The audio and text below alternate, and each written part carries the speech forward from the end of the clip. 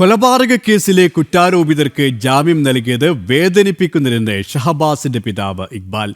കുറ്റാരോപിതരുടെ രക്ഷിതാക്കളുടെ രാഷ്ട്രീയ പശ്ചാത്തലം മൂലം സർക്കാർ അവരെ സംരക്ഷിക്കുകയാണ്.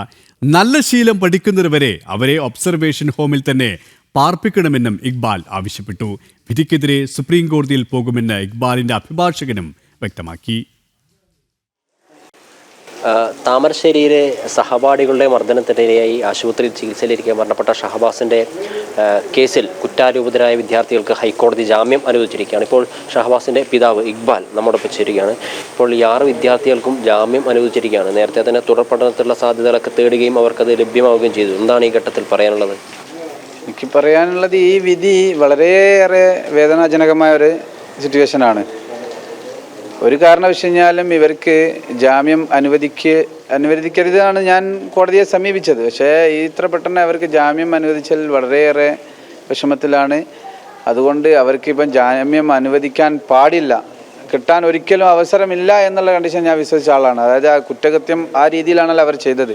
സോഷ്യൽ മീഡിയയിൽ മൊത്തം ഒരു വിഷയമായി അവർ അലോട്ട്മെൻറ്റിന് വന്ന സമയത്തും പ്രതിഷേധവും കാര്യങ്ങളൊക്കെ മുഴുവൻ ആളുകളും കണ്ടതാണ്. ആ ഒരു പശ്ചാത്തലത്തിൽ ഇവർക്ക് തുടർന്ന് പഠിക്കാനുള്ള അവസരം, എക്സാം എഴുതാൻ അവസരം ജുവനൽ ഹോമിൽ ഒരുക്കിയിട്ടുണ്ടെങ്കിൽ തുടർ പഠനത്തിനുള്ള അവസരം ജുവനൽ ഹോമിൽ ഒരുക്കാമായിരുന്നു. ഇവർ ഈ ജുവനൽ ഹോമിലാക്കുന്നത് എന്തുകൊണ്ടാണെന്ന് വെച്ച് കഴിഞ്ഞാൽ വീട്ടിലത്തെ തന്നെ അതിൽ ഒന്നും കൂടിയും കുട്ടികൾ നല്ല ശീലം പഠിച്ച് നല്ല രീതിയിലാവട്ടെ എന്നുള്ളൊരു കണ്ടീഷനിൽ വെച്ചിട്ടാണ്. അതുപോലും കോടതിയും ഇവിടുത്തെ ഗവൺമെൻറ്റും കാണാതെ പോയി എന്നുള്ളതിൽ വളരെയേറെ വിഷമമുണ്ട്.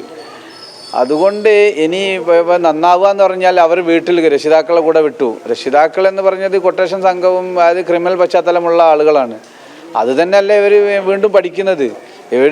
എവിടെയാണ് അവർ ജോയിൻ ചെയ്ത് പഠിക്കാൻ പോകുന്നത്? ആ സ്കൂളിലെ അവസ്ഥ ഇത് തന്നെ ആയിരിക്കും. അതായത് ഈ കുട്ടികളുടെ രക്ഷിതാക്കൾക്ക് ക്രിമിനൽ പശ്ചാത്തലമുണ്ട്, അവരിതിൽ നിന്ന് മുക്തരായിട്ടില്ല എന്നുള്ളതാണ് പറയുന്നത്. തീർച്ചയായിട്ടും അവർ മുക്തരായിട്ടില്ല. അവർ അവിടെ നിന്നിട്ട് പോലും ഇവർ ദിവസം 1 പോലും ആഴ്ച 2 ദിവസം പോലും അവിടെ പോയി അവരെ കണ്ട് അവർക്കുള്ള എല്ലാ സൗകര്യങ്ങളും അവിടെ ചെയ്തു കൊടുക്കുന്നുണ്ട്. അതുകൊണ്ട് ഇവരെങ്ങനെ പെട്ടെന്ന് മാറാൻ കഴിയില്ല. അവർ ഈ നെഞ്ചക്ക് കൊണ്ട് ഈ ആയുധം ഉപയോഗിച്ച് പഠിച്ചിട്ടുണ്ടെങ്കിൽ അവരിനി അതിലും വലുതാണ് ഉപയോഗിക്കാൻ പോകുന്നത്. സമൂഹം തന്നെ പറയുന്നുണ്ടല്ലോ, ജനസമൂഹം. ഇവർക്ക് അവിടെ നിന്നുകൊണ്ട് അവർ നല്ല ശീലം പഠിച്ച് പുറത്ത് വരികയാണെങ്കിൽ നമുക്ക് സമാധാനിക്കാം, ഇനി അങ്ങനെ ഒന്നും ഉണ്ടാവില്ല എന്ന്. ഇതുമായി ബന്ധപ്പെട്ട് മുഖ്യമന്ത്രിക്ക് ഉൾപ്പെടെ പരാതി നൽകിയിരുന്നല്ലോ. ആ പരാതിയുടെ നിലവിലെ സ്റ്റാറ്റസ് എന്താണ്? സർക്കാരിൻ്റെ ഭാഗത്ത് നിന്ന് ഏത് രീതിയിലെ സമീപനം ഉണ്ടാകുന്നത്? സർക്കാരിൻ്റെ ഭാഗത്തു നിന്ന് ഒരു സമീപനവും എനിക്കുണ്ടായിട്ടില്ല. വിദ്യാഭ്യാസ മന്ത്രി എന്ന് പറഞ്ഞു കഴിഞ്ഞാൽ സാധാരണഗതിയിൽ ഒരു വിദ്യാർത്ഥി കൊല്ലപ്പെട്ട് കഴിഞ്ഞാൽ ആ വിദ്യാർത്ഥിയുടെ വീട്ടിൽ വന്ന് അവരൊന്ന് ആശ്വസിപ്പിച്ച് അവരെ കാര്യങ്ങളൊക്കെ ഒന്ന് തിരക്കുക, ഇതിന് വേണ്ട തീരുമാനം നമുക്ക് എടുക്കാം എന്നുള്ളൊരു അതുപോലും ഈ ഗവൺമെൻറ് ഭാഗത്ത് നിന്ന് എനിക്ക് ഉണ്ടായിട്ടില്ല. അതുകൊണ്ട് ഈ ഗവൺമെൻറ്റിൻ്റെ ഭാഗത്തുനിന്ന് അവർക്കൊരു സപ്പോർട്ട് നിന്നാണ് ഞാൻ ഇതുവരെ കണ്ട കാഴ്ചപ്പാട് എനിക്ക് കഴിയുന്നത്. എന്ന് വെച്ച് കഴിഞ്ഞാൽ ഇത്രയും പെട്ടെന്ന് ഇടപെടലുകൾ ഉണ്ടായിട്ടാണ് ഇന്ന രീതി ചെയ്ത് കഴിഞ്ഞാൽ ആ പാർട്ടിയിലെ ആളുകളാണ് അവർ. പുതുപ്പാടി പഞ്ചായത്തിൽ ഇപ്പോൾ തൊട്ടടുത്ത ദിവസം നടന്നു. അപ്പോൾ ഇവർക്കൊരു ശിക്ഷ കിട്ടിയിട്ടുണ്ടെങ്കിൽ അവിടെ ഇത് സംഭവിക്കില്ല. ഇതിപ്പോൾ ലാഘവത്തോടെ അവർ പറഞ്ഞ രീതി തന്നെ ഞങ്ങൾ കുട്ടികൾ അവിടേക്ക് പോയി, അവർ പിന്നെ മീഡിയക്ക് പറഞ്ഞല്ലോ, അതായത് ഞങ്ങൾ കുറ്റം കൂട്ടത്തല്ലാണ്, ഞങ്ങൾ അവിടെ പോയി കഴിഞ്ഞാൽ തിരിച്ചിറങ്ങി വരും. അതേ സംഭവം തന്നെ ഇവിടെ സംഭവിച്ചു. ഇത് ഗവൺമെൻറ്റിൻ്റെ ഭാഗത്തു നിന്ന് കാര്യമായ ഒരു ഇടപെടൽ ഇതിലുണ്ടായിട്ടില്ല. അതുകൊണ്ട് നമ്മളെ ഭാഗത്തു നിന്ന് അവർക്ക് കിട്ടാവുന്നതിൽ ഏറ്റവും ശിക്ഷ വാങ്ങിക്കൊടുക്കുക എന്നുള്ളതാണ് നമ്മൾ. അതിന് ഏതറ്റം വരെ പോകാൻ നമ്മൾ റെഡിയാണ്. ഈ പാർട്ടി അനുഭാവികളായതുകൊണ്ട് ഇവർ സംരക്ഷിക്കപ്പെടുന്നു എന്നുള്ളതാണ്. തീർച്ചയായിട്ടും സംരക്ഷിക്കപ്പെടുന്നുണ്ടല്ലോ. അതുകൊണ്ടാണല്ലോ ഇപ്പം നടന്നത്. ഇങ്ങനെ ഇത്രയും കാര്യങ്ങളൊക്കെ ചെയ്ത സമയത്ത് എനിക്ക് അതായത് നഷ്ടപ്പെട്ടത് എന്തായാലും തിരിച്ചു വരില്ല. അവർക്ക് ഇന്നല്ലെങ്കിൽ 3 കൊല്ലം കഴിഞ്ഞാലും തിരിച്ചു വരും എന്നുള്ളൊരു പ്രതീക്ഷ അവർക്ക് ഉണ്ട്. എനിക്കതില്ല. അതുകൊണ്ട് അവർക്ക് കിട്ടാവുന്ന ശിക്ഷ കൊടുക്കുക എന്നുള്ളത് ഇന്ത്യയിൽ ഉണ്ടായിരുന്നു. പക്ഷെ അത് ഗവൺമെൻറ് അനുവദിക്കുന്നില്ല. ഇതിൻ്റെ മുന്നേ ഇവർ കൊരങ്ങാട് സ്കൂളിൽ തന്നെ വെച്ചിട്ട് ഈ കഴിഞ്ഞ പ്രാവശ്യം 8ാം ക്ലാസ്സിലെയും 10ാം ക്ലാസ്സിലെയും വിദ്യാർത്ഥികളെ ഇവർ 6 പേരെ 5 പേരെ അടിച്ച് ശരിയാക്കിയിട്ടുണ്ട്. അതിൻ്റെ പേരിൽ ഒരു ആക്ഷൻ എടുക്കാൻ ഇവിടുത്തെ ഗവൺമെൻറ്, അതായത് ഇവിടുത്തെ PTA-ക്കും കഴിഞ്ഞിട്ടില്ല, ഇവിടുത്തെ സ്റ്റേഷൻ പരിധിയിൽ അറിയിക്കാനും കഴിഞ്ഞിട്ടില്ല. എന്തുകൊണ്ട് അവർ ഗുണ്ട ആക്ടിൽപ്പെട്ട ആളുകൾ ഇവർ ഭീഷണി സ്വരത്തിലാണ് പറയുന്നത്. കേസുമായി ബന്ധപ്പെട്ട കാര്യങ്ങൾ സംസാരിക്കാൻ ഹൈക്കോടതി അഭിഭാഷകനായിട്ടുള്ള ഇക്ബാലിൻ്റെ അഭിഭാഷകനായിട്ടുള്ള ജലീൽ കൂടിയുണ്ട്. ഇനി എന്തായിരിക്കും കേസിൽ നടപടി സംബന്ധിച്ച കാര്യങ്ങൾ? കേസ് സാധാരണ ഒരു കോടതി നമുക്ക് അനുകൂലമല്ലാത്ത ഒരു വിധി വന്നു കഴിഞ്ഞാൽ മേൽക്കോടതിയെ സമീപിക്കുക എന്നുള്ളതാണ്. ഇദ്ദേഹത്തെ സംബന്ധിച്ചിടത്തോളം ഇദ്ദേഹത്തിന് നീതി ലഭിച്ചിട്ടില്ല എന്നുള്ള പൂർണ്ണ ചിന്ത ഇദ്ദേഹത്തിനുണ്ട്.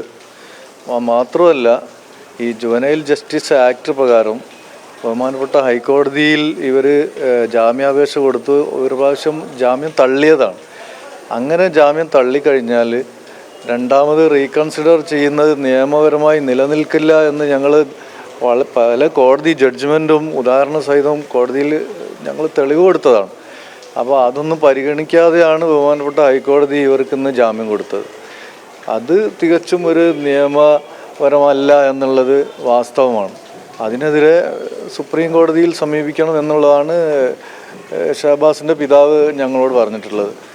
അത് ഇവരുടെ ഈ കുട്ടികളുടെ തുടർ വിദ്യാഭ്യാസം അന്നേരം ഏത് രീതിയിലായിരിക്കണം എന്നുള്ളതാണ് നിങ്ങളുടെ ഒരു കാഴ്ചപ്പാട്?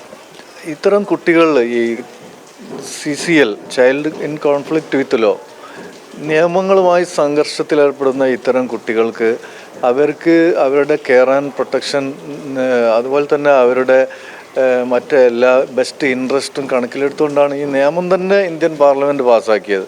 ഇത്തരം കുട്ടികളെ നല്ല സേഫ്റ്റി സിറ്റുവേഷനിൽ നല്ല ഒരു സുരക്ഷിതമായി പാർപ്പിക്കുന്നതിന് വേണ്ടിയാണ് ജുവനൈൽ ജസ്റ്റിസ് ബോർഡിൻ്റെ കീഴിൽ ഒബ്സർവേഷൻ സെൻ്ററുകളുള്ളത്.